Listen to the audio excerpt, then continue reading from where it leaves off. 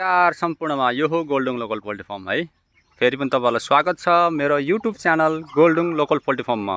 आज म तपाईहरुलाई मेरो गोल्डुङ लोकल पोल्ट्री फार्ममा कुखुराको अवस्था के कस्तो भइरहेको छ भन्ने जानकारी म हजुरहरुलाई गराउन गइरहेको छु। कृपया यो भिडियोलाई अन्तिमसम्म साथ दिनु होला। तपाईहरुले मेरो अगाडि देख्न सक्नुहुन्छ यो चल्लाहरु चाहिँ लगभग 5 महिना 6 महिना 4 महिना 3 महिनाको चाहिँ मिक्स चल्ला रहेको छ है।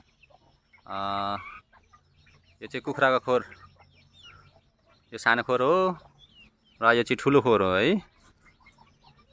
यो चाहिँ वरिपरि रहेको चाहिँ सबै बगैँचा जुन चाहिँ कुखुरालाई दिउँसो बस्नको लागि, दिउँसो खेल्नको लागि, चर्नको लागि चाहिँ बगैँचा निर्माण गरिएको छ है। तपाईहरुले देख्न सक्नुहुन्छ यसरी तारबार गरेर घेरबार गरेर चाहिँ बगैँचा निर्माण गरेर कुखुरालाई चाहिँ यसरी सुरक्षित रूपमा राखेर पालेको छ। मसँग चाहिँ अहिले लगभग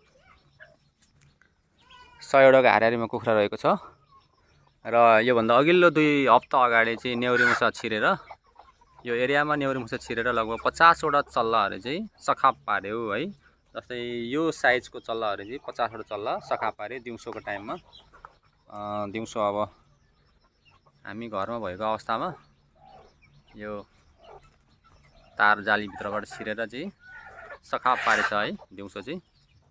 र अहिले चाहिँ लगभग 100 वटाको हारिमा चाहिँ कुखुरा मेरो चाहिँ यहाँ वृद्धि भइरहेको छ भनौँ न हजुरहरुलाई है। अघिल्लो भिडियोमा देखिएको सानो चल्लाहरु अहिले यत्रो ठुलो चल्ला भइसक्यो है। अब लगभग 3 महिनाको हारिमा चाहिँ यो कुखुराहरु चाहिँ बिक्री गर्नको लागि लायक हुन्छन्। र अर्को म देखाउन चाहन्छु र यहाँ चाहिँ फेरि अर्को नयाँ चल्ला थपेको छ। माउहरूले कोरलिएको छ हैन, थप्या भन्दा पनि बाहिरबाट थप्या हैन, आफ्नै माउबाट निकाले हो, आफैले खोरबाट निकालेको चल्ला हो यो है। लगभग फेरि पनि 4 वटा माउले चाहिँ चल्ला कोरेको छ है। 4 वटा माउले लगभग 50 वटाको हारिमा फेरि नयाँ चल्ला थपेको छ। यो चाहिँ ओथारो बस्ने ठाउँ हो है। म तपाईहरुलाई ओथारो पनि देख्न सकाउँछु, देख्न यो चाहिँ मेरो ब्याडे हो है, रातो भाले ब्याडे। कुकुरी कहाँ, ओए कुकुरी कहाँ भन काले राते। यो चाहिँ मेरो ब्याडे भाले हो है। क्यामेरा देखेर डराउँछन् फेरि कुखुराहरु। यहाँ चाहिँ ओथारोमा छ 6-7 वटा अझै पनि ओथारोमा छ।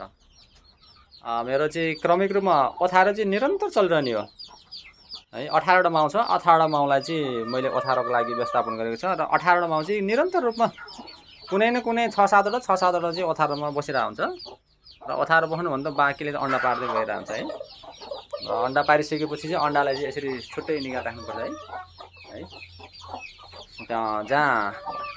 जहाँनिर अन्डा पार्यो त्यहीँनिर अन्डा राख्नु हुँदैन, किनभने त्यहाँनिर चाहिँ दिन प्रतिदिन अर्को अन्डा थपिदिन्छ र हामी झुकिन्छौँ कुन चाहिँ अन्डा पुरानो हो र कुन चाहिँ अन्डा नयाँ हो भनेर है।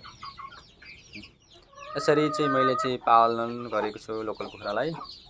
र अहिलेको नेपालको समस्या भनेको 3-4 वर्षको तुलनामा अहिले चाहिँ लोकल कुखुरा बिक्री तथा खपत हुने एकदम कम रहेको छ है।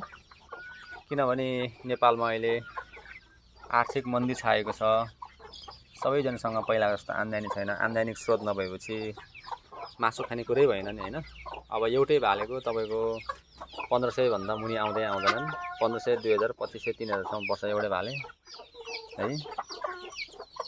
किनभने त्यति महँगो परेपछि मान्छेले हतपत कुखुरा खाँदैनन्। तर विशुद्ध लोकल कुखुरा खानु नै स्वास्थ्यको लागि एकदम लाभदायक हुन्छ। र अहिले चाहिँ बजारमा रहेको जुन ब्रोइलर कुखुराको मासु चाहिँ हामीले सेवन गर्न हुँदैन। हामीले बरु मासु सेवन गर्न चाहन्छौँ भने लोकल कुखुरा नै सेवन गरौँ।